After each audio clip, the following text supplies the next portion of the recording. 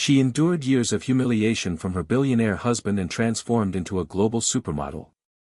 "Do you want me to say it in English so your friends can hear the insult?" he said, voice like glass against stone. "Or should I say it in Yoruba so it can hurt properly?" "Say it in any language," she answered, not blinking. "It will still be small. You were something I bought to look expensive. And you were a mirror that made cowards look tall." Silence. The kind that makes a room feel colder than the sea outside the window. His jaw set. The tide hammered the black rocks below like a drumline for war. She picked up a bowl of figs and set it back down without a sound. Then a child slipped on wet concrete 1,000 miles from here, and the world changed its mind about who she was. If true transformation stories feed you, tap subscribe now. This one ends with arrival, not revenge. Scene opens on a metro wall at dawn. Paris air is blue with sleep. A single poster. A woman in a white shirt, unretouched. Eyes steady. Jawline like a shoreline refusing a trespass. The copy reads, unapologetic. Unretouched. Arrival. A bus roars past and the image blurs. Then it clears again, as if the city is trying to remember her name. Cut to the cliffside villa hours before any of this mattered. The sea throws itself at basalt and retreats like a lesson.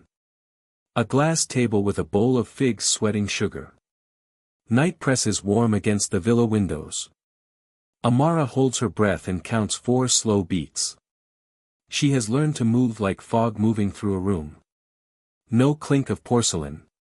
No scrape of chair legs. Silence is survival here. At the head of the table, Lysander Vale scrolls through names, ships, and numbers as if he is reading scripture. He does not look up when he speaks. He never wastes elevation on kindness. "You spoke Yoruba to the housekeeper," he says. "In my home, speak English. Our guests don't need provincial lullabies." He says provincial like some men say infectious. The word lands on the figs like dust. "I was saying good night," Amara replies. Her voice is flat enough to pass as air. She had a long day. "You were reminding the staff where you came from." He looks up then. His gaze stamps her cheekbones, audits her posture, slides down in a ledger. "You used to understand presentation. It's what I paid for." He returns to the phone. The sea argues with the rocks. She lets the water argue for her. She is wearing a linen dress he chose. It moves like a cloud with a spine. He chose most things. She notes, without moving her face, that the word presentation is the cousin of performance. Performance is the sibling of pretending. Pretending is a neighbor to dying. He takes a small sip of a drink that costs as much as a school. "Smile tonight," he says. The Port Authority Board loves a quiet ornament. She smiles then. It tastes like rust. Cut to a city balcony later that night.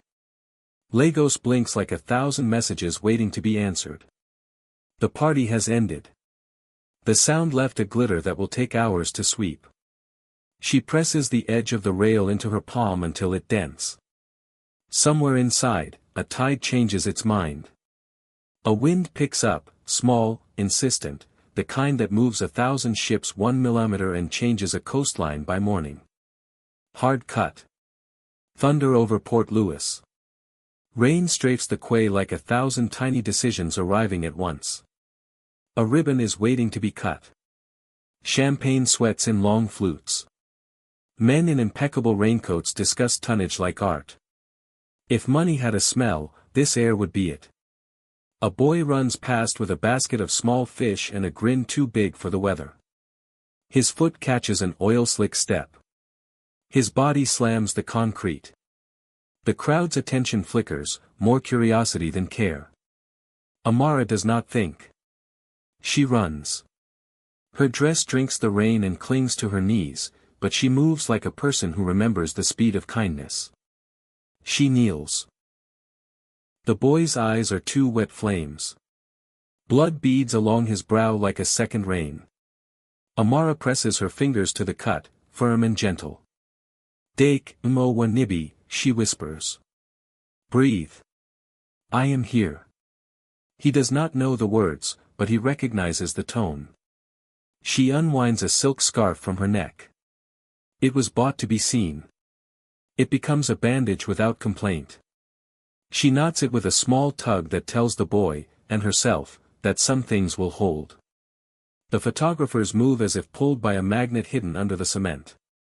They are not piranhas. Not today. They are birds, a sudden lift of wings searching for something truer than umbrellas. From the edge of the crowd, a woman watches and does not lift her camera. She waits for the right breath. Rain beads on her trench like stubborn pearls. Hold, the woman says softly when Amara looks up. Just be in this. Amara holds. One click, no flash. Another, closer, respectful. The shutter sounds like a small animal that trusts the room. Name, the woman asks. Amara. Sienna Klein, she replies, like weather introducing itself. Atlas. I shoot people who haven't forgotten their faces. She slides a card into Amara's palm. It smells of rain and cedar and a dare. Lysander arrives, wrapped in PR gloss the color of money. He clamps Amara's elbow. A bruise blooms there by evening, a flower that learns to become resolve. Next time, he says through teeth that never sacrifice their white. Let the nurses do their jobs. Next time, she says, looking at his tie as if it were a decision. Bring them. Cut back in time. The gala in Lagos. Guests swirl like expensive ink. He is born into iron and salt and moves among donors like an old wolf through tall grass. Amara wears indigo that matches the Atlantic after rain. She chose it herself. A small rebellion. He takes the microphone for thank yous. He glances back with a smile he saves for knives. And to my charitable initiative, he says, which has brought elegance to the docks. My wife makes the cranes look like sculpture. Laughter shifts like pearls. She smiles a perfect smile. It cuts her mouth on the inside. Later, on that balcony, the tide inside her decides to stop apologizing for the moon. Back to Paris. A studio with tall windows and cedar floors. The quiet here is the kind that lets a person put down what they've been carrying without being interrogated. On a rack, white shirts and salt-colored dresses. On a table, green pears and books about light. Sienna gestures at the only mirror and the assistant wheels it away. We don't need witnesses who lie, Sienna says. Amara stands barefoot on the paper sweep. She has never practiced posing. She has practiced existing without drawing attention. Under the right light, this becomes exquisite. I don't want you to perform, Sienna says. I want you to arrive. How? Start with a word. The one your bones answer to. Amara could say hurt. Hungry. Tired of being excellent at silence. She says, arrival.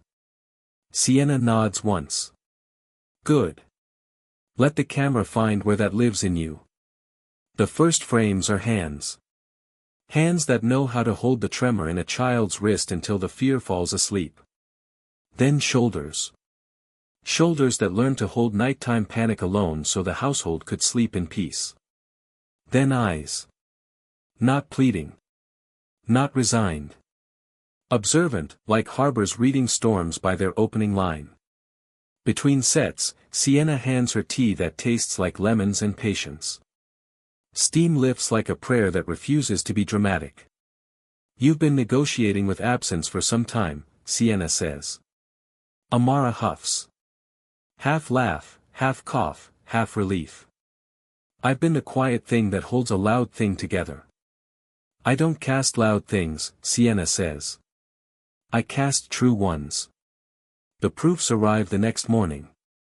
On the screen, a woman stands as if rain tried to bend her and failed. No lacquer. No apology. A corridor of women in the agency stops, one by one, as the images flip. One reaches up to touch her own cheek like it suddenly belongs to her again. Atlas phones ring. A skincare brand that calls freckles small constellations wants her face without the eraser. A heritage house that treats fabric like speech wants her to speak without a script. Sienna texts a single sentence, "Are you ready to be seen by yourself?" Amara replies, "I am done being edited by someone else." Cut to a boulevard in the 6th. A billboard taller than a story she used to tell herself. Her in a white shirt, sleeves rolled, braids crowned like patience mapped into hair.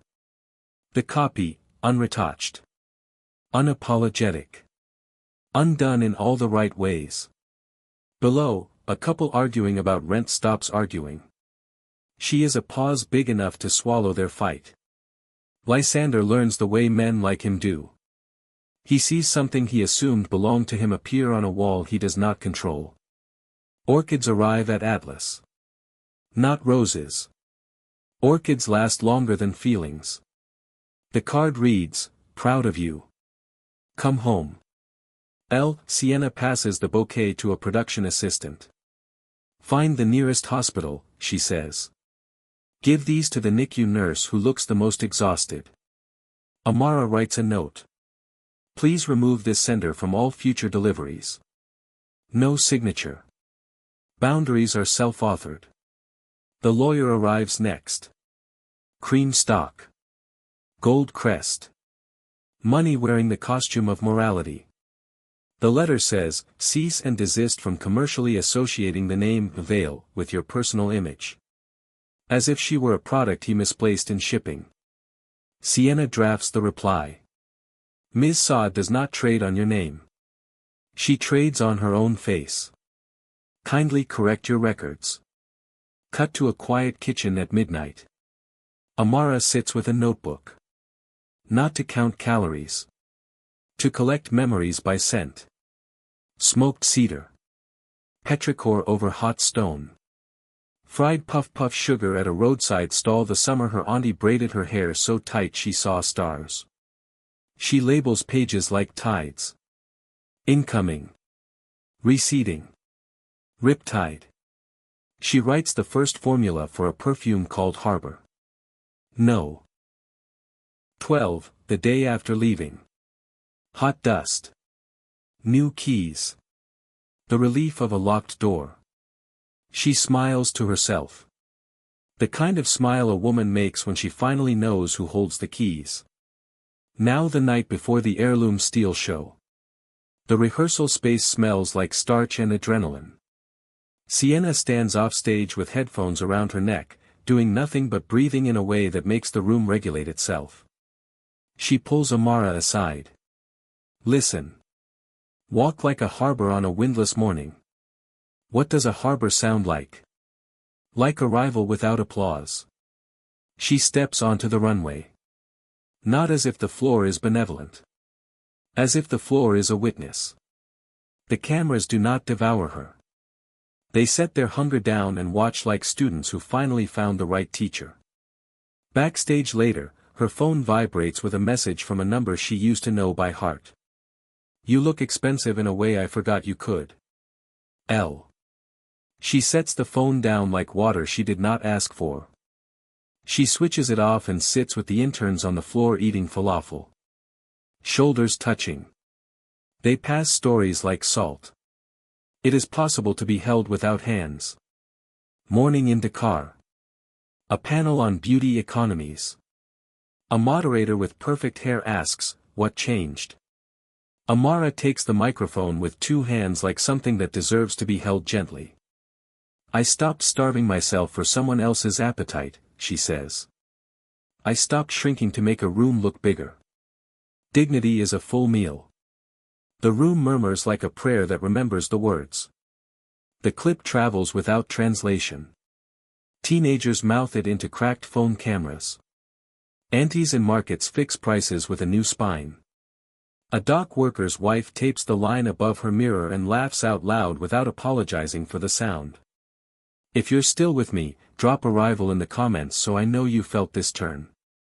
Cut to a museum atrium that hushes people without shushing them. Marble holds light like a memory. 2 security guards stand in the periphery. They are not accusations. They are architecture. Lysander sits in gray that wants to be neutral. His hands look like he practiced a tremble and it did not take. He has chosen a table where the cameras on the balcony will not catch the worst of his face. Thank you for meeting me, he starts. She sits. She has chosen a chair that does not lower when someone heavy sits on the other side. You chose a public place, she says. Good. I'm sorry, he says. The word is a door that won't open because he is pushing the wrong way. Shame burns hot, she says evenly. Remorse warms slow. Which one are you tasting? He blinks. The room's light reaches a boarded part of his mind and looks around. I didn't know how to love you, he says. He offers the discovery like a gift he found on the way here, slightly damaged. I punished you for the parts of you that made me provincial by comparison. You didn't fail at loving me, she says. You succeeded at owning. They are not cousins. He looks at the floor. The floor does not help him. I miss you. You miss control. He exhales. It sounds like an old machine giving up. I want to invest in your foundation, he pivots. Anonymously. The word slides across the table like a coin that can carry disease. My work will not launder you, she says. But my door is open to the girls you forgot existed when you built walls high enough to block their sky. He nods. Small. Maybe the smallest mercy she has ever seen him accept. He leaves before the room notices the suit that tried to be a person. Cut to a narrow building on a street that smells like printer's ink and hot bread. Harbor. A school with rooms for pattern making.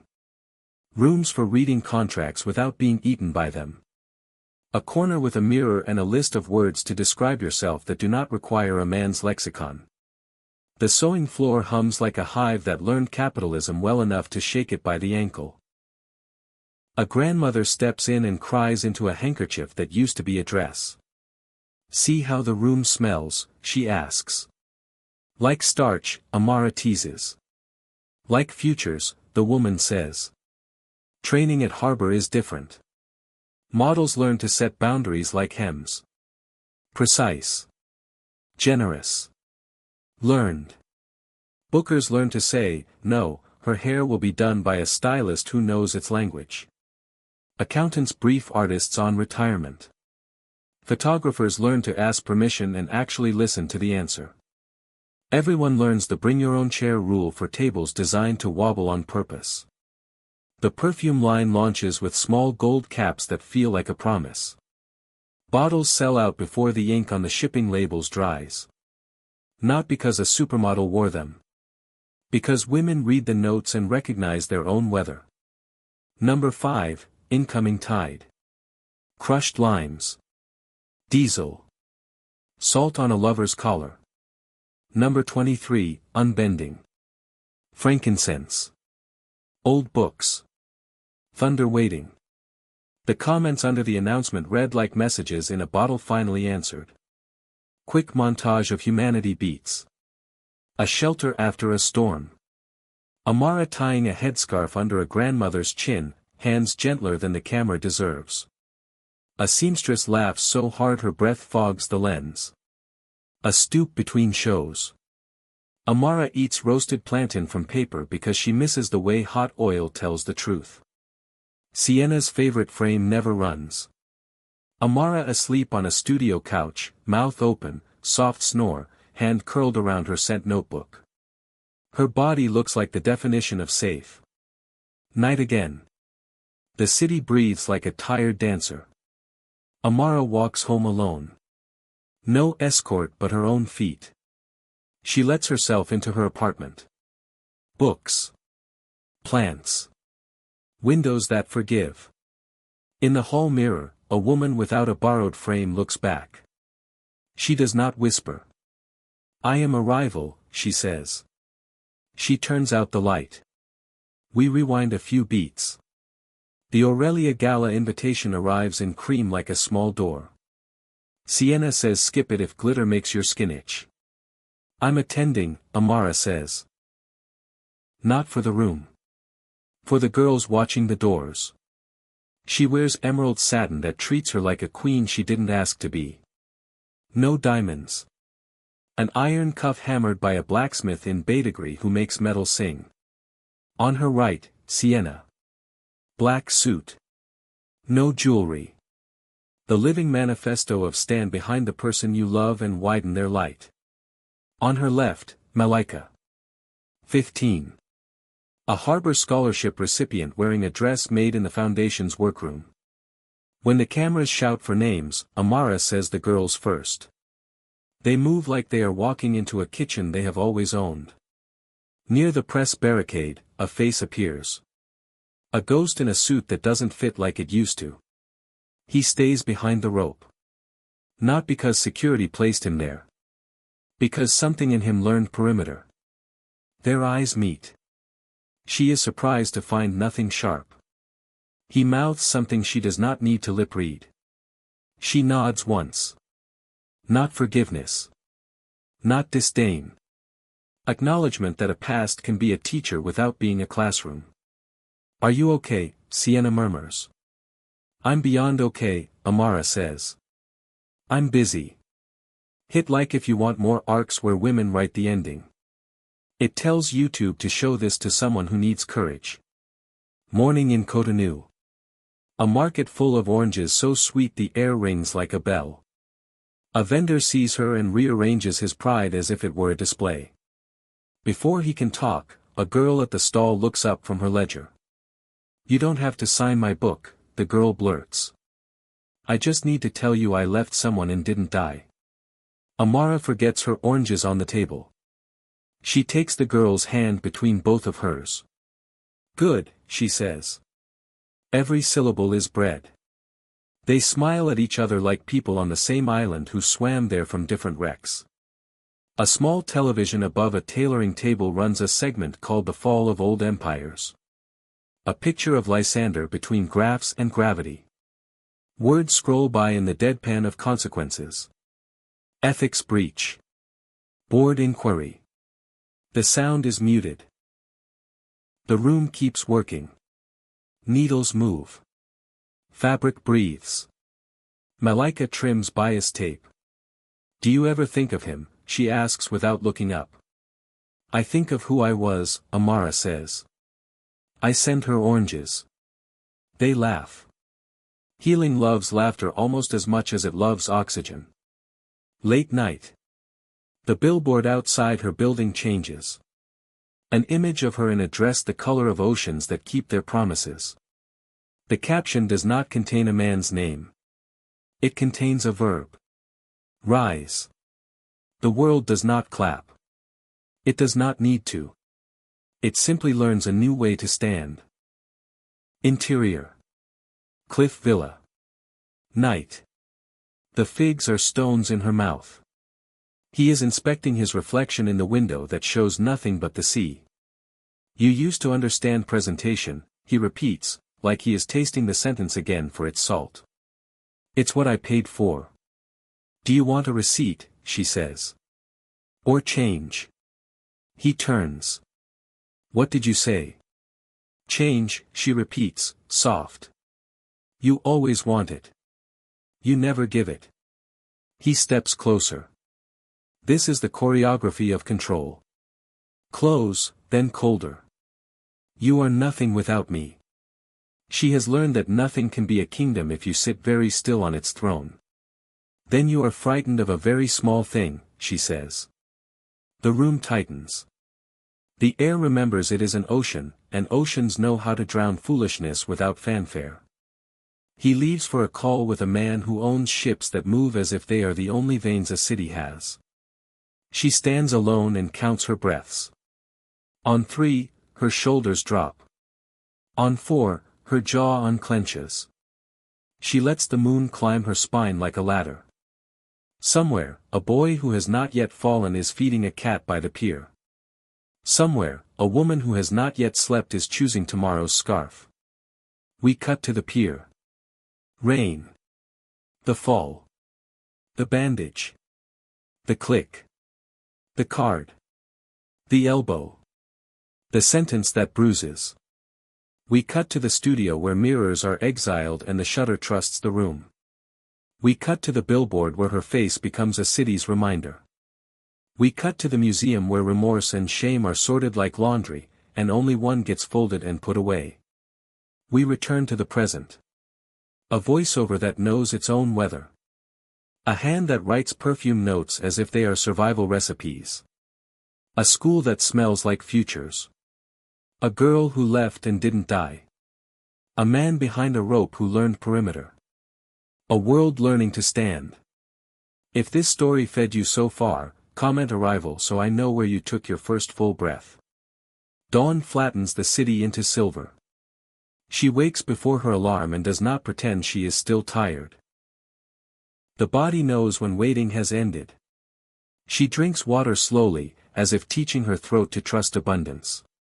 She dresses in a plain white shirt and trousers that do not apologize for their shape. She ties her braids into a crown that feels like a decision. The car to the studio smells faintly of eucalyptus and paper. The driver keeps the radio low, a courteous hush for someone carrying a new name inside her chest. Sienna is already there, sleeves rolled, hair up, the kind of readiness that does not need to announce itself. "You look like the day is yours," she says. "It is," Amara answers. They walk the studio once. Windows. Racks. Tape marks on the floor. The papers sweep like a snowfall that decided to stay. No mirrors, Sienna reminds the assistant. "We don't employ liars." The assistant wheels the last reflective surface out the door with a squeak that sounds like a habit being broken. Sienna holds a white shirt between thumb and forefinger. "I want to hear the cotton." She flicks the fabric lightly. It answers with a small, honest sound. Amara steps onto the sweep and rolls her shoulders once. Not to loosen them. To place them. The camera lifts like a bird that knows where it is going. "I don't need performance," Sienna says, low. "I need presence. Then I will be here." "Good. Name the word." "Arrival." "Let's find it." The first series is stillness. Chin forward, not defiant, just uninterested in permission. Shoulders open. The hands that tied a silk scarf into a bandage float in the air for a second, remembering a small wrist. Sienna circles slowly, a tide around a rock that will not be moved by disrespect. "Breathe," Sienna says. Amara fills her lungs and gives the camera a room with windows. Again. She breathes and gives it a house with a roof. Again. She breathes and gives it a city with a hospital, a school, and a market where oranges ring the air like bells. Sienna lowers the camera. "There," she says. They break for tea. Lemons and patience. Amara wraps her hands around the cup. Heat climbs her knuckles like trust. "You knew," Amara says. "I suspected," Sienna answers. Knowing is a luxury. Suspecting is a craft. "What did you suspect?" "That you were not trying to be looked at," Sienna says. "You were trying to be seen." Amara considers that sentence as if it has calories. "I learned to be quiet so I could survive a loud thing." "Loud things fall over in their own echo," Sienna says. "True things stand. They shoot in waves." White shirt. Salt-colored dress. Bare feet. Hair down. Hair up. A chair brought in and then ignored. The contact sheets are a new alphabet. Other women in the hallway stop and look, and keep looking, and then, without realizing it, stand straighter. Atlas calls come like a rain that has decided to be useful. A skincare brand. A heritage house. A small magazine that pays in tenderness and reputation. Sienna curates the yes and the no with the calm of a surgeon. Not this, she says, tapping one brief. They want you to apologize for pores. She drops it in the trash with 2 fingers. This, she says, lifting another. They want you to smell like weather and memory. Is that a job? It is a life, Sienna says. But we will invoice them for the part they can afford. Lunch is pears and bread. Nothing strained. Nothing punished. Amara eats and does not bargain with her own hunger. A junior stylist named Gabby hovers with pins. You are the reason I will wear my hair to my interview, Gabby blurts, cheeks going pink as a new idea. My mother told me to blow it out because it looks more serious. I will wear it like it grows out of my head. Wear it like it speaks your language, Amara says. Serious is not a texture. It is a decision. Gabby smiles the kind of smile people wear when their weekend just got a little bigger. The campaign name arrives in a text thread. Salt/blood. The first billboard goes up under a bridge people pass without seeing when they are worried about rent. The image drags their eyes upward and arrests whatever argument was happening in their throats. Unretouched. Unapologetic. Undone in all the right ways. A man stops chewing. A woman holds her kid's hand tighter, not out of fear, but because the world just said something she agrees with. The orchids arrive at Atlas. They are the kind bred to last longer than apologies. Sienna redirects them to the NICU nurse who looks the most exhausted. A courier returns with an empty vase and a note written in a hurried, grateful hand. Another habit breaks. Then the letter lands. Cream stock. Gold crest. Vocabulary performing respectability. The legal request is an accusation written in the voice of ownership. Sienna reads it once and smiles a smile that has no warmth but a lot of light. Do you want to answer? She asks. Amara reads it again. She hears the old contract reaching for her ankle with pale fingers. I want the truth to answer, she says. Sienna types on letterhead that turned wars around before lunchtime. Ms. Saad does not trade on your name. She trades on her own face. Kindly correct your records. She sends it. Then she deletes the draft. The truth does not keep copies for fear's sake. Night returns. Amara sits at her kitchen table with her scent notebook. She lists what survival smells like when it finally tastes like choice. Number 1, cleaned wound. Iron. Soap. The relief of air not stinging. Number 7, kitchen at midnight. Toast. Lemon tea. A page turning. Number 12, the day after leaving. Hot dust. New keys. The sound of your own feet on a floor that will not tell on you. She writes harbor at the top of the page and underlines it as if building a dock plank by plank. The runway show arrives like an exam she studied for without knowing she was studying. Heirloom steel. Bias-cut gowns that make women look like bridges between their past and their future. Sienna watches from the wing. Walk like a harbor on a windless morning, she says again, a mantra laid like a hand on a racing heart. What if the wind starts? Then be the land. She steps. The camera shutters do not chatter. They listen. The floor does not benevolently offer itself. It bears witness. Amara reaches the turn and does not pivot like she is avoiding something. She pivots like she is welcoming it. The backstage is a hive humming in 3 languages. Steam from a garment steamer fogs the mirror someone accidentally wheeled back in. A makeup artist wipes it and then, on impulse, drapes a cloth over it again. She does not know why she does it. She just knows the mirror is unnecessary and may try to lie. Her phone buzzes. You look expensive in a way I forgot you could. L. She reads the sentence as if it is vacationing in her notifications. She lets it leave without a postcard. She snaps the case shut and sits on the floor with the interns eating falafel. They talk about bus routes, rent hacks, and a seam ripper that always disappears when needed most. Every time someone makes a joke, they lightly touch shoulders. It is a way of telling each other they are here. The panel in Dakar happens in a room with good air.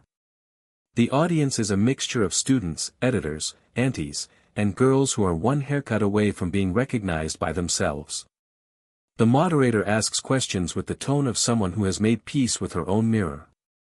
"What changed?" she asks. Amara's answer lands like a recipe that has been needed for a long time. "I stopped starving myself for someone else's appetite. I stopped shrinking to make a room look bigger. Dignity is a full meal. Phones go up. Not to interrupt, but to preserve." The clip escapes the room and learns to live in the world. If this is speaking to you, hit like. It tells the algorithm to put this story in front of someone who needs courage tonight.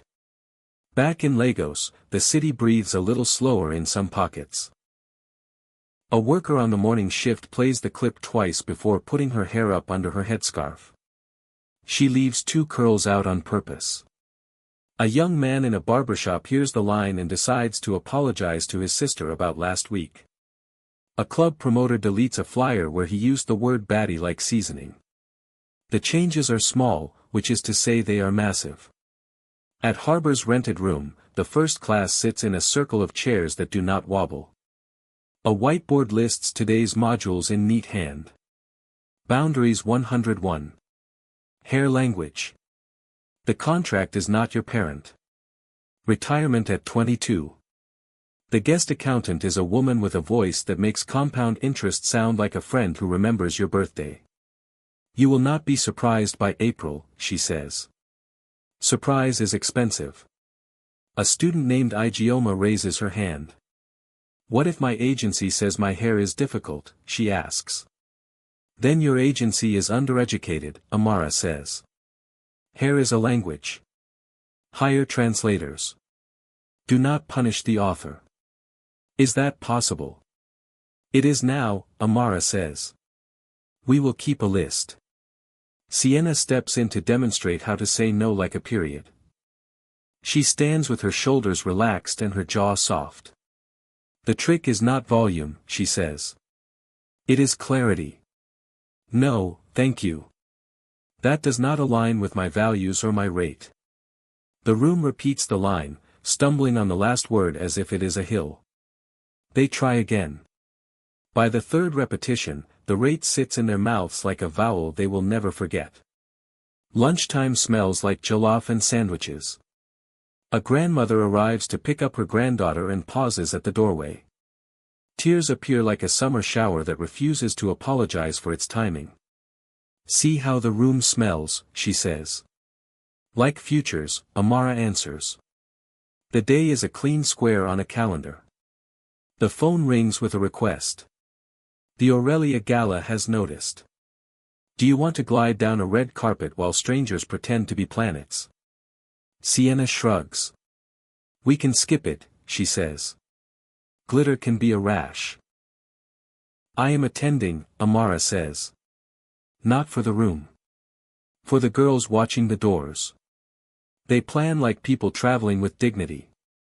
Dress by a designer who pays invoices on time. Cuff by the blacksmith in Badagry who hammers iron into music. Hair by a stylist trained at Harbor who can read a curl pattern like pros. Makeup that does not erase. Shoes that will not punish the body for standing. The night arrives like a test and a holiday. Cameras bark names like dogs that do not know the house rules. Sienna stands to the side, the living manifesto of stand behind the person you love and widen their light. On the left is Malika, 15, wearing a dress sewn in Harbor's workroom. When the press shouts for a name, Amara says the girl's first. The carpet rearranges itself, if only by an inch. He is there. The suit does not fit like it did. He has learned perimeter. He does not cross the rope. His eyes find hers. He mouths a word that might be apology or nostalgia or both. She nods once. Not blessing. Not curse. A signpost. Past this sign, different weather. Are you okay? Sienna asks, leaning in without crowding the air. I am beyond okay, Amara says. I am busy. The after-party is a briefing room for future kindness. She finds 3 scholarship applicants and asks for their bus stops. She scribbles over a map like a woman who intends for other people to sleep more. The weeks after are a braid of work and rest. Harbor runs morning classes for contracts and afternoon labs for poses that do not damage spines. The perfume line ships its first small batch. Bottles leave the studio like tiny ships that already know their way home. Testimonials slide into the inbox in language that barely contains itself. I wore unbending to court and told the truth without shaking. My mother smelled the day after leaving and said I forgive you for not coming back sooner. A guard at a building whispered Harbor under his breath when he saw me and stopped looking at my legs like they were the only way I could enter a room. A small magazine runs a profile filled with actual reporting. The photos show hands working. Feet resting. Laughter fogging a lens. The last frame is a couch. Amara asleep, mouth open, soft snore. Sienna did not plan to take it. She does not run it. She prints it for the studio wall, a private proof that safety looks like something. When the request for a meeting arrives from him, she does not flinch. She chooses the museum. Public. Midday. A place that makes people quiet without qualifying the quiet as power. 2 guards stand like commas. He arrives with a haircut that suggests advice was taken. He holds his apology in both hands. It keeps slipping. Shame burns hot, she says. Remorse warms slow. Which one are you tasting? I didn't know how to love you, he says, as if saying it is a revelation that should absolve both of them. You did not fail at love, she says. You excelled at ownership. He tries a pivot that has worked on lesser structures. I can invest in your foundation, he says. Anonymously. My work will not launder you, she says. But my door is open to the girls you forgot when you built walls high enough to block their sky. He nods. He leaves like a man who will sit in a car and stare at his hands for a long minute. She watches him go and discovers that nothing sharp lives in her chest. Only air. Outside, 2 teenagers on a school trip are arguing quietly about whether art is a lie or a mirror. One points at a painting. It is a door, he says. Some people are scared of doors. The other nods like a person remembering a night when someone knocked. At Harbor, a lesson titled Perimeter 101 begins with chairs set in a wide oval. Perimeter is not hostility, Amara says. It is architecture. They practice saying no with their tongues relaxed and their eyes kind. They practice saying yes mended with conditions. They role-play a meeting where a creative director says, "Can we make this more universal?" And they answer, "If you mean wider, the answer is no. If you mean truer, the answer is yes." The room laughs and writes the line down. Evening unfolds like cloth. The television in the tailoring room runs a business segment. The Chiron reads The Fall of Old Empires. His photo sidles up against graphs and gravity. Ethics breach. Board inquiry. Numbers move like barges toward consequence. The sound is off. The room keeps stitching. Malika trims bias tape with the concentration of someone rearranging a future. Do you ever think of him? She asks without judgment. I think of who I was, Amara says. I send her oranges. They laugh. The sound is a machine that makes oxygen. The market in Cotonou is bright with fruit. A vendor rearranges pride on his table. Before he can speak, the girl at his stall looks up from her ledger. You don't have to sign my book, she says, breathless. I just need to tell you I left someone and didn't die. Good, Amara says, and takes the girl's hand in both of hers as if the sentence could be anchored by skin. Night. Home. Books. Plants. Windows that forgive. In the hall mirror, a woman without a borrowed frame. She does not whisper. I am a rival, she says. The lights go out like a stage bowing to a performer who has finally decided to play for herself. If you're still here, comment harbor weather. It tells me where your breath deepened. Morning rain writes soft lines on the studio windows. The city looks like parchment. Amara arrives early and walks the rooms of harbor the way a captain walks a deck. Pattern lab. Contract room. Mirror corner with the word lists pinned neatly, steadfast, curious, unbending, enough. The coffee machine hums a note like a tuning fork. Ments drift in with umbrellas, braided buns, notebooks, and that bright, nervous energy of a life about to make a turn. Today is perimeter practice, Amara says. Not just saying no. Saying no with a map attached. They sit in a circle. Chairs steady. Chests open. A projector hums. The screen shows a mock call sheet, hair by unknown, makeup no shade range listed, travel unpaid, deliverables unlimited, buyout vague. The class murmurs the way a crowd murmurs when a referee misses something obvious. What's wrong here? Amara asks. Everything, Igioma says, half laughing, half offended. List it, Amara says. They list. Undefined hours. No transport. No shade range. No hair plan. No consent language around backstage photography. No payment timeline. No kill fee. Sienna steps out of the doorway with a marker in her hand and circles each item. If you ever see the words unlimited and buyout in the same sentence, she says, imagine a foghorn. That sound means stop. A hand rises. Malika. What if they say this is exposure, she asks.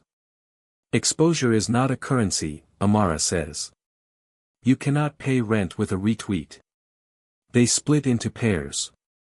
One plays the creative director, one plays the model. They rehearse the sentence Sienna taught them with their tongues relaxed and their eyes kind. No, thank you. That does not align with my values or my rate. By the third repetition the rate sits in their mouths like a word they learned early in childhood and never had to unlearn. The phone in the office rings. It is a number without a name. Gabby answers and covers the receiver. Press, she whispers.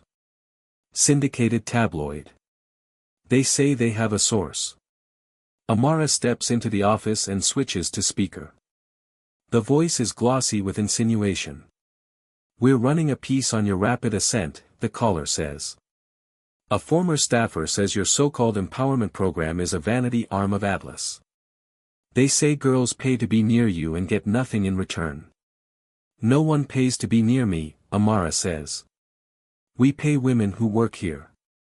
We scholarship those who train here. The caller smiles through the wire.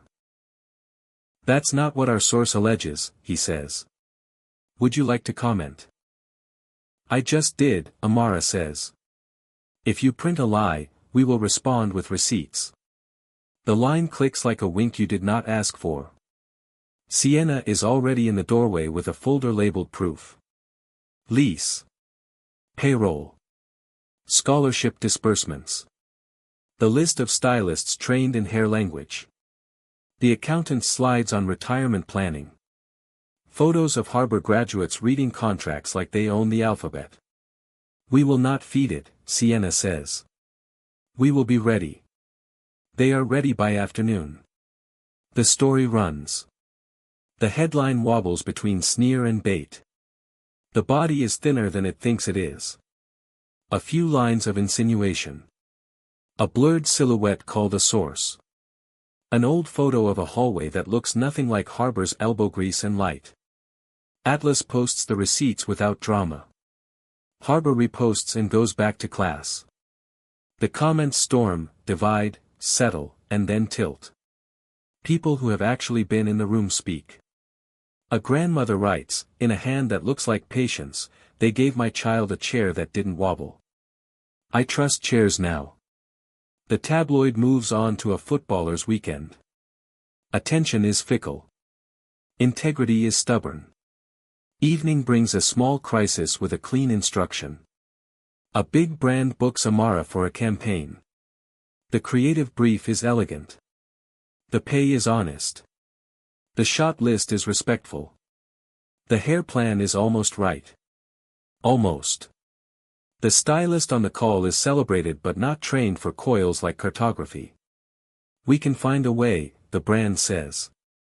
We will blow out and smooth. It will be universal. Universal is often a euphemism, Amara says. We will not translate our hair into something you already understand. We will teach you our language. A silence like a held breath. Then a shifted tone. Who would you bring, the brand asks. Amara names 2 stylists from Harbor. One has fingers that understand shrinkage like a season. The other can read an edge without making it retreat. The brand says yes. The session day arrives. Lights polite. Catering labeled in 3 languages. The celebrated stylist watches, learns, and takes notes instead of offense. He lifts a curl with both hands like he is trying to hear what it says. I was never taught this, he admits, voice small as a confession and brave as a rebirth. It's not your fault you weren't taught, Amara says. It is your responsibility to learn. They do. The campaign runs with hair that speaks in its mother tongue. Comments arrive that sound like gratitude moved into a new apartment. Midweek, a photographer requests a test with Malika. He is known. His work is good. His reputation, however, has footnotes. Harbor's intake wall includes a red column labeled Notes. Sienna checks it. 3 protégés from other schools reported love bombing followed by line crossing disguised as art. Nothing prosecutable. Everything cautionable. She composes an email that reads like a bridge and a boundary. Malika will not shoot alone, Sienna writes. She will be accompanied by a chaperone. There will be a closed set. Hair will be touched only by a stylist. Back of camera checks are at her discretion. Outtakes will not be posted. Confirm. The reply comes back in minutes. You're ruining the vibe, the photographer writes. This is not how art is made. This is the only way our art is made, Sienna replies. We are not making callers. He goes silent. The booking dissolves. A week later another photographer, quiet, talented, with a background in documentary, emails an open portfolio and a willingness to sign the Harbor Protocol. The test produces images where Malika looks like a promise she is keeping to herself. She cries in the stairwell after the last shot, not because she is sad, but because fear has nowhere left to live in her body and is packing quickly. If you're still with me, type Harbor in the comments. It tells me you felt the architecture and not just the paint. One afternoon the lab calls about the perfume line. The batch of No. 5, incoming tide, has a note that shouldn't be there. The lime is right. The salt is right. The diesel smells like the memory of a dockyard in rain. But something metallic is too loud. A supplier changed a base without telling anyone. The choice is simple and expensive. Ship it and hope no one notices. Or pull it and write a letter that might lose you money and win you sleep. We pull, Amara says, without checking whose frown she might be buying. They draft the letter. It begins with the sentence, "We made a mistake in pursuit of your trust." It explains the base change in simple words that do not insult anyone's intelligence. It offers refunds, replacements, and a personal note with every reordered bottle. The inbox inhales. Then exhales kindness. A woman writes, "Keep the money. I believe you." A student sends a photo of her first Harbor bottle next to her scholarship acceptance letter. She writes, "I didn't know brands were capable of honesty. Thank you for making it normal." The distributor calls. You know you didn't have to do that, he says, an accountant yawn behind the tone. I did, Amara says. I sleep in this skin. A week later a small, independent shop in Marseille places a double order with a handwritten note that says, "You smell like courage. Please send more." The museum calls with a quiet invitation. The National Portrait Hall is mounting a series on women who built rooms. They want Amara in it. Sienna reads the email twice. We will do it, she says, the way a person says I will be there when your baby is born. The sitting is scheduled for late autumn. The painter visits harbor and sits in a corner with a sketchbook, an observer who knows not to touch the hive. She asks questions like, what does boundaries look like on your face? Amara answers with posture rather than adjectives. The painter nods. She will find the line later. On a humid Thursday, a rumor crawls under the door again. A fashion house wants Amara as the face of a cruise collection. The fee is a small house. The travel is first class. The dress is lethal in its beauty. The terms are 90% right. The 10% is the part you choke on. No mention of backstage consent. No mention of hair language. A retro clause about the brand owning all images in perpetuity across media known and unknown. Sienna closes her eyes like a lion deciding to nap instead of hunt.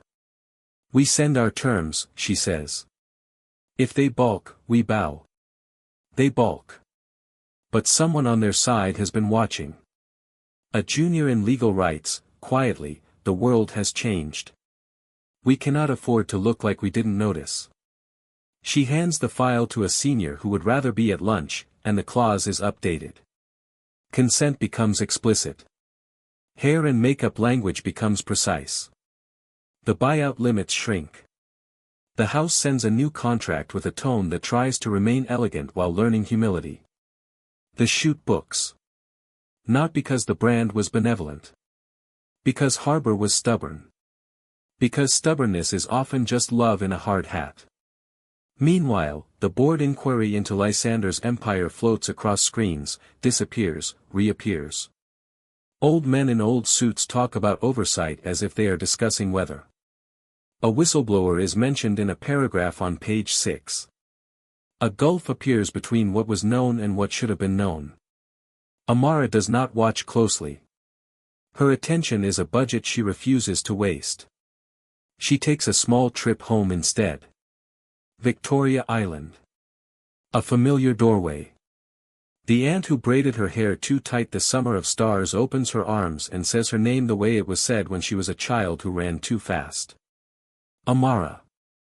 Auntie, she says, and the house smells like pepper soup, floor cleaner, and the decade that raised her. They sit on the balcony with a bowl of mangoes and a roll of paper towels because sweetness is messy. You were gone, her aunt says. Now you are back. I was inside my own quiet, Amara says. I know that quiet, her aunt replies. It is the quiet you learn when your mother is tired and your father is mean. It makes you invisible so the room can breathe. The problem is you forget to come back. I came back, Amara says. Late, but whole. Her aunt laughs. Whole is never late. They talk in code and memory. They string Yoruba and English back and forth across the table like a clothesline that never snaps.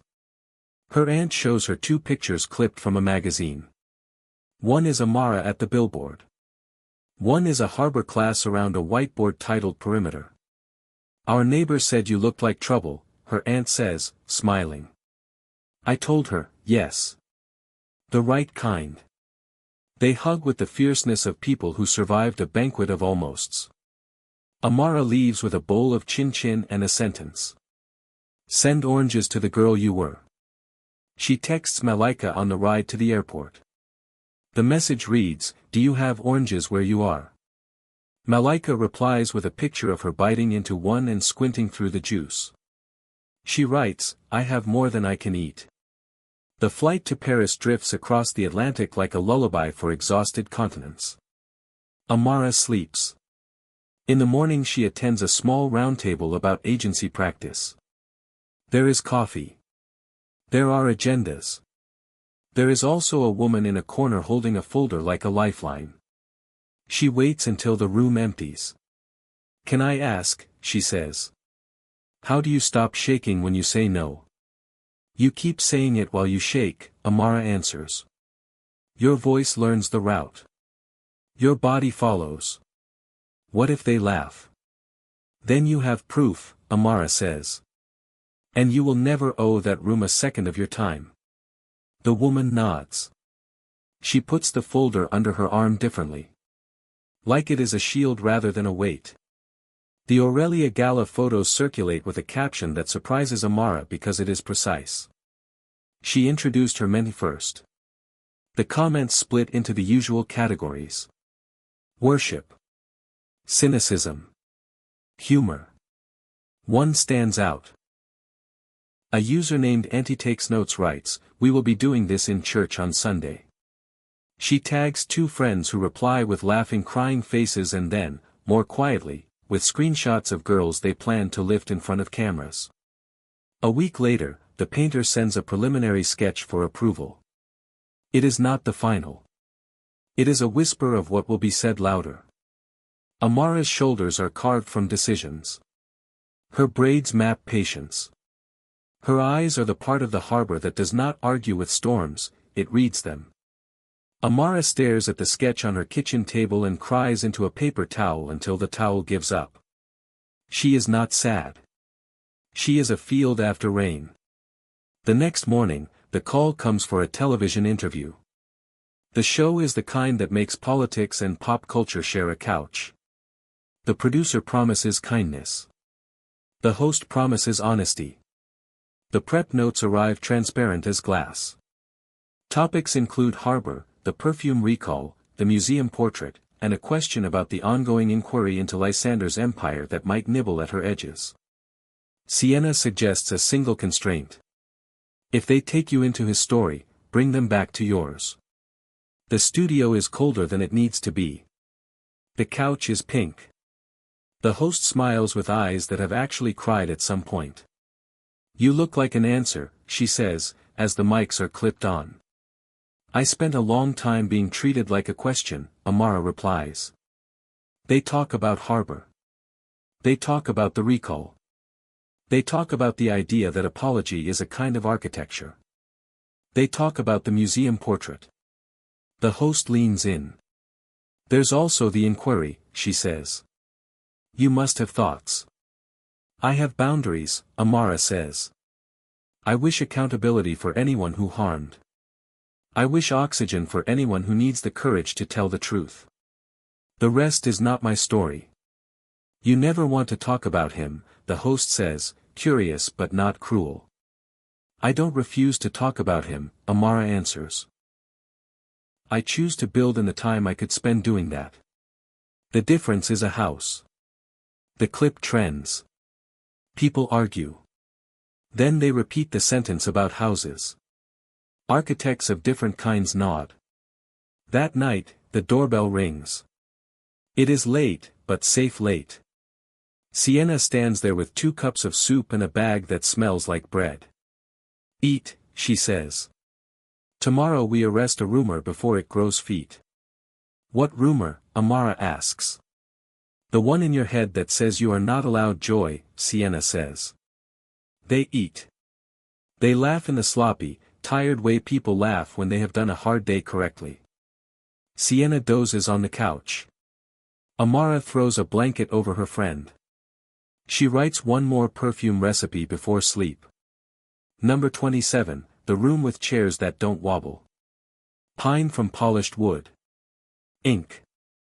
The damp underarm scent of someone realizing they can say no and still be loved. Morning brings a call from the small Marseille shop. A boy of 6 wandered in with his mother and insisted on smelling every bottle, like a scientist.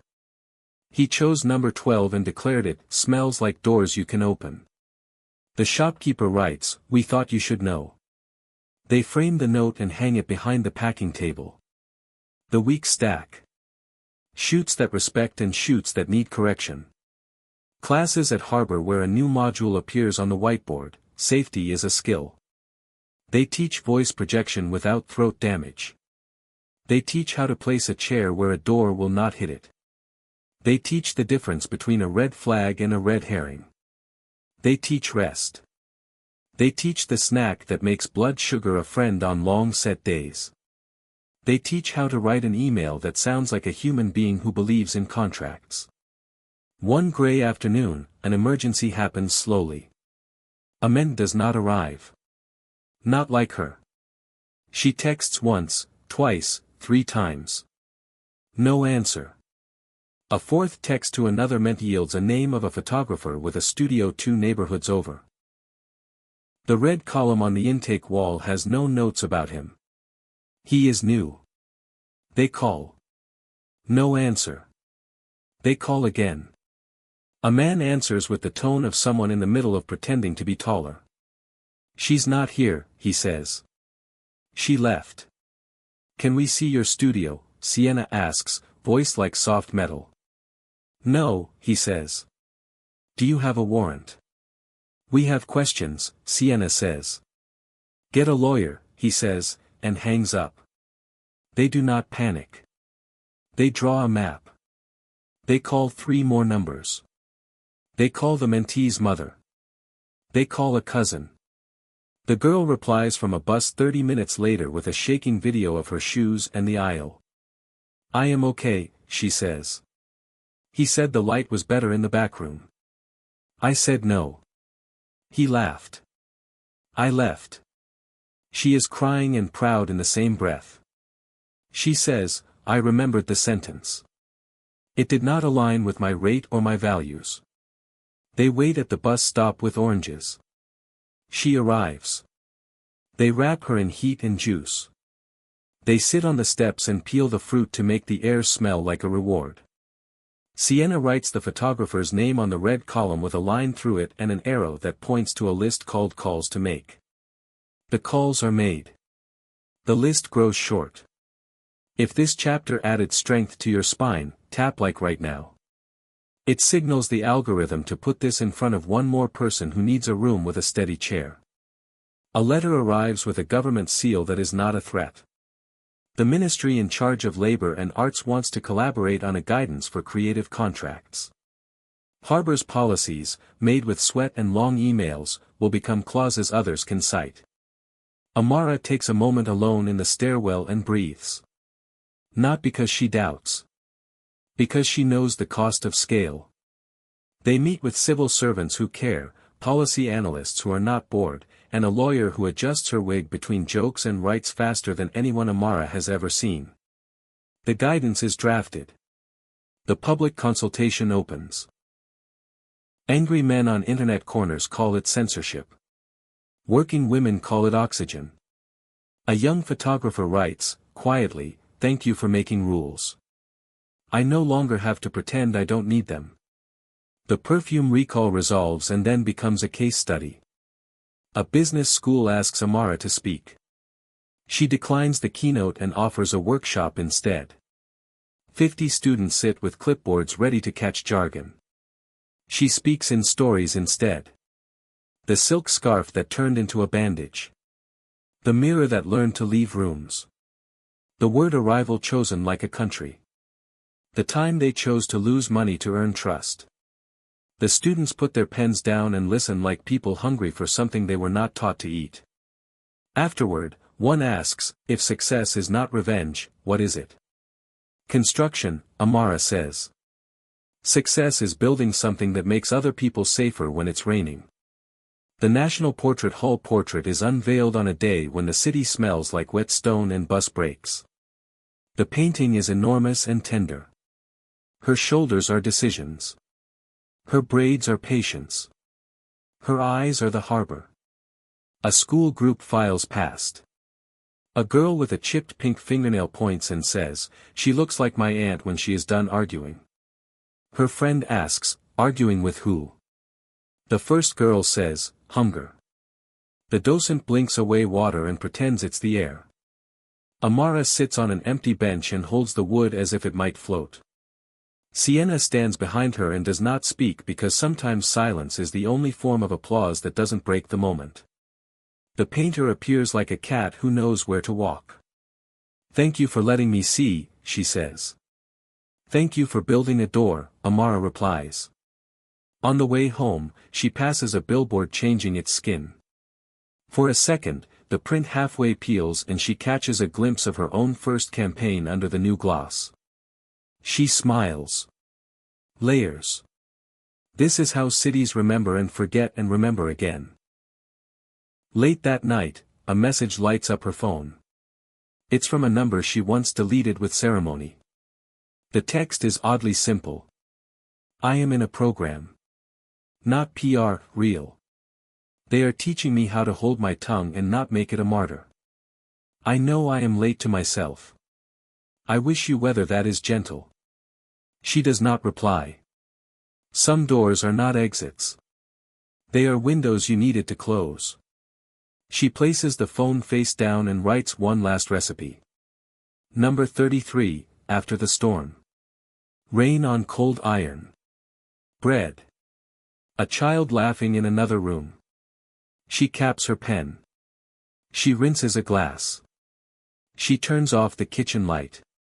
In the hall mirror, the woman without a borrowed frame nods once, as if to say, yes. We are still building. If this journey is feeding you, comment rise so I know you're coming with us into the final chapter. The city wakes slow, like a choir clearing its throat. Street sweepers draw wet lines on the asphalt. Buses exhale. A bakery opens its door and lets sugar argue with dawn. Amara walks to harbor without music. The morning is enough music. Her palms brush the rail of a bridge and come away cool. A gull laughs like a heckler who finally heard a joke worth staying for. Inside harbor, the lights hum alive. The first mentee to arrive is Jada with the steady step of someone who learned last week that a contract can be read aloud until it behaves.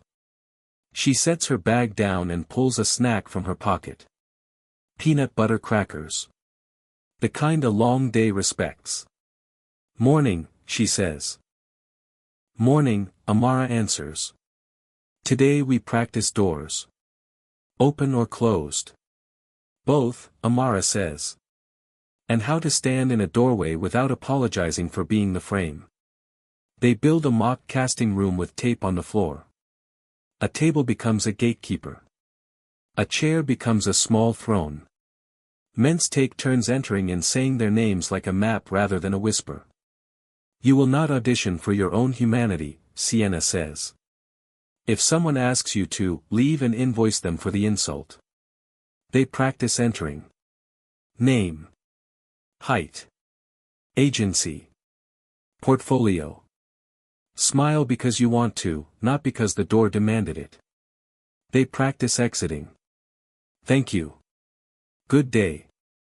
No backbend of gratitude that breaks your spine.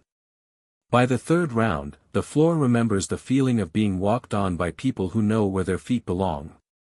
At noon, a courier arrives with a box that looks like a promise wrapped in cardboard. Inside, there are 30 bound copies of the new guidance document co-written with the ministry. The cover reads, in plain type, "Creative work, safe work." Under that, smaller, "Contracts, consent, care." A post-it flutters out. The policy analyst with the fast pen wrote, "Most good ideas are just decency with a spine. Thank you for the spine." They put one copy on the reception desk next to the jar of pens. Another on the wall under a sign that says "Read this before you sign that." A third disappears into Sienna's bag because she has a dinner planned with 3 editors who pretend not to know they needed this text. She will feed them pasta and policy until their faces relax. At 2, a visitor arrives with a news crew like weather trailing behind. The channel is local and stubborn, the kind that covers community meetings because community is where consequences are born. The host is a woman with a voice like a bell that knows how to ring at the right time. "We want to show process, not just poster," she says. They film a class where a man learns to say no while holding eye contact and breathing all the way down. They film hair language fluency, where a stylist speaks coils without asking them to lie. They film a quiet hour where everyone writes a letter to their future self, addressing it "Dear me who did not bend." The host turns to camera and says, "Sometimes empowerment looks like paperwork and snacks." Comments later will argue. Then they will agree. Evening brings a phone call from a number whose country code makes Amara's mouth taste like pepper and road dust. It is the director of a small women's collective in Badagry. "We saw Malika on the feed," she says. "We have 6 girls who want to learn how to read a contract before it reads them." "Come," Amara says. "We will keep chairs." The next week, the 6 arrive with notebooks and plates tight enough to anchor ships. They sit like sunflowers looking at a window. The first lesson is a circle. Names. Dreams. A silly question to break the air. If your confidence wore a color, what would it be? The answers bloom. Indigo. Burnt orange. The green of bitter leaf when it forgives you for chopping it badly. They laugh. They learn. They stay after to talk about bus routes, baby brothers, and a teacher who said the word model like a synonym for foolish. "We will get her flowers," Sienna says, deadpan. They all laugh again. On Friday, a letter arrives from a prison. The envelope is thick like someone held it too long before letting it go. Inside, careful handwriting on lined paper. A woman says she watched the television clip about Harbor on a grainy set in the common room. She is not a model. She is a seamstress. She sewed uniforms until her hands forgot how to be hands. She writes that the sentence about success being construction helped her sleep. "When I am out," she writes, "I will sew chairs." Amara pins the letter on the staff corkboard under a photo of the first class. She writes back on Harbor stationery, "Thank you for building while you wait. We will keep a needle ready." Saturday is supposed to be rest. The day betrays that plan gently. The National Portrait Hall wants a quote for the unveiling program. They send 3 examples that throb with adjectives and air. Amara writes, simply, "This is a picture of me when my mirrors stopped lying." She sends it. The curator emails back with a "yes," typed 10 times like a small dance. Later, a message lands from an old friend who once loved her enough to tell her hard truths softly. He says he saw a billboard at the airport and almost missed his flight. He writes, "I remember the you who ate orange slices on church steps and swore you would never marry a man who didn't laugh with all his teeth." She smiles alone in her kitchen and bites into an orange because the body remembers the right rituals. Sunday, she watches a live stream of a church service in Ogun. The sermon is about dignity. It quotes the Dakar panel line. The pastor says, "Dignity is a full meal." The camera pans to aunties fanning themselves like they are shooing away old ideas. A teenage girl in the second row writes something in the margin of her notebook and underlines it twice. In the afternoon, she walks to the river to quiet her bones. Sienna joins, hands in pockets, chewing a piece of mint like a child. "Do you ever want to run?" Sienna asks. "I already did," Amara answers. "Now I want to stay." They stand on the bank and watch a small boat learn how to be brave against a current that does not care. Sienna throws a crumb to a duck and misses by theatrical inches. "I am not good at throwing," she says. "You throw light," Amara says. "That's your sport." A phone buzzes. Malika texts a photo of a college acceptance letter. Full scholarship. She writes, "I do not know how to scream and spell at the same time." Amara sends back a voice note that is mostly laughter and the sentence, "Scream first, spell later." The duck finally gets the crumb. Everyone wins. News from the inquiry arrives in drips. A board member resigns. A foundation severs ties. A document surfaces that reads like someone finally took their job seriously. A columnist writes a lukewarm take about how the culture has become too punitive. The comments section does not have time for him. It has work to do. Amara reads none of it until a friend forwards a paragraph that matters. A workers' union at a port votes to change its grievance process. The motion passes. That is enough. A call comes from a production company that knows how to behave. They are building a limited series about harbor. Not glamour. Process. They ask to film quietly. They offer edit approval because they have learned from other people's mistakes. Amara says yes on the condition that no one is filmed crying without later saying whether their tears can stay. They agree. The cameras are small and polite. The boom operator wears socks inside the pattern lab so the floor does not complain. They capture a day when a man freezes on a set because the creative director uses a tone that sounds like someone's father. They capture the way a harbor chaperone steps forward and says, "We need 5." They capture the 5 minutes in a hallway where breath returns. They capture the return to set with a new boundary drawn and respected. The episode later airs with the smallest music. The audience leans in, not with hunger, but with care. Comments read like postcards to a future where nothing about this will be exceptional. Sienna gets sick in a way that scares everyone for 3 days. It is a fever and a cough that refuses to be cute. She insists she is fine. The doctor insists she is horizontal. Amara sits by her bed and reads out loud from books about light. She brings broth and texts the agency from Sienna's phone in a tone that sounds exactly like Sienna. The fever breaks on morning 3 with the audacity of a burglar. Sienna opens one eye and frowns. "Did we reschedule the magazine?" she asks. "Shoo," Amara says. "The world can wait." "It never has." "It does now," Amara says. "It learned." Sienna sleeps. Amara watches the window and thinks about the cost of one woman's shoulders. She texts 3 assistants with a schedule redistribution plan that looks like mercy disguised as logistics. She adds a note. "Take lunch away from your desk. No heroics. Drink water." The assistants reply with heart emojis because sometimes competence needs a cartoon to celebrate.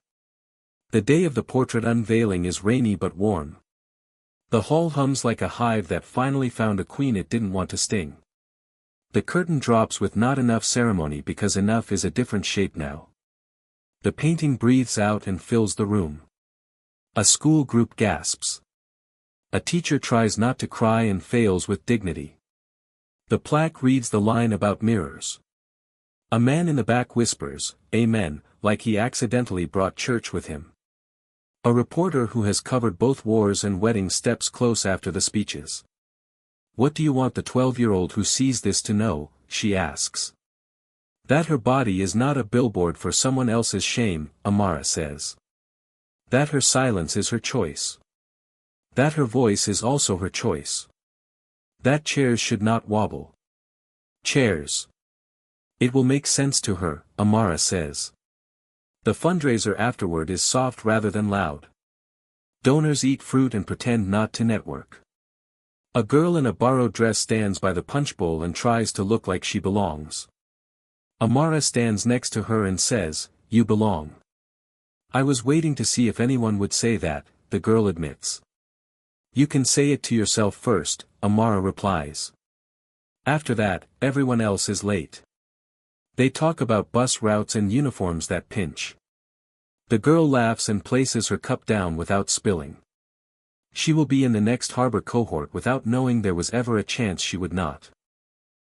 On a different night, in a different city, a panel of men in evening wear argues about the future of the industry. They say words like evergreen, synergy, pipeline. One of them says the culture is eating itself. Another says innovation will save us. A woman on the end, quiet until now, says, kindness will save us, but only if we treat it like policy. The audience ripples. Someone at home turns off the television and calls his sister to apologize. Small revolutions are the only ones that last. A week passes and the perfume line finishes a new batch. Number 33, After the Storm. Rain on Cold Iron. Bread. A child laughing in another room. The bottles line up on a table like a chorus. A boy from the Marseille shop sends a voice note in a tiny, serious voice. He says the scent smells like a roof when it is proud of how it held. They play the note in the packing room and everyone laughs because his voice makes the day behave. At Harbor, a new module appears, Leaving Kindly. It is a class about exit interviews and references and closed doors that do not slam. Kindness is not compliance, Amara says. It is clarity delivered without a knife. They practice telling a client, we cannot continue, while offering 3 names of people who can. They practice writing thank you notes to the past tense. They practice not checking old rooms just to measure how much they have grown. The inquiry reaches a point that newspapers love. Headlines bark. Names spill. A settlement is announced. The numbers are big enough to make some people feel something like justice and others something like math. The part of the story that matters to Amara slides by in a quiet sentence.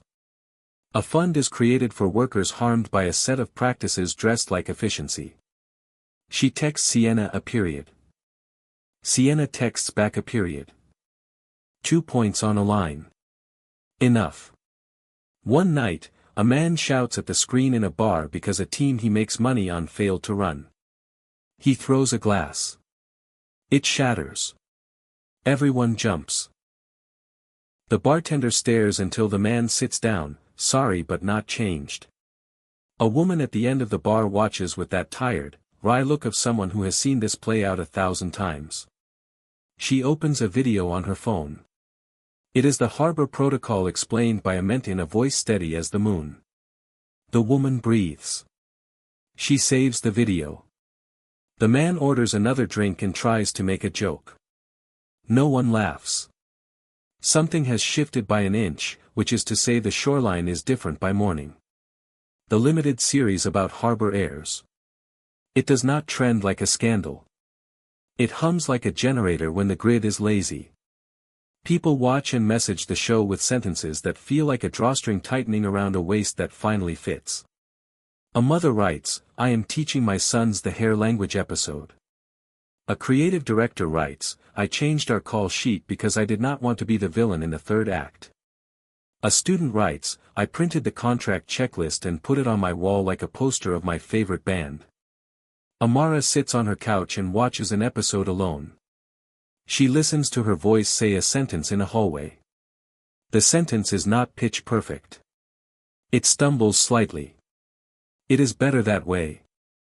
She presses pause and lets herself feel the ache of work well done in a body that used to carry someone else's weather.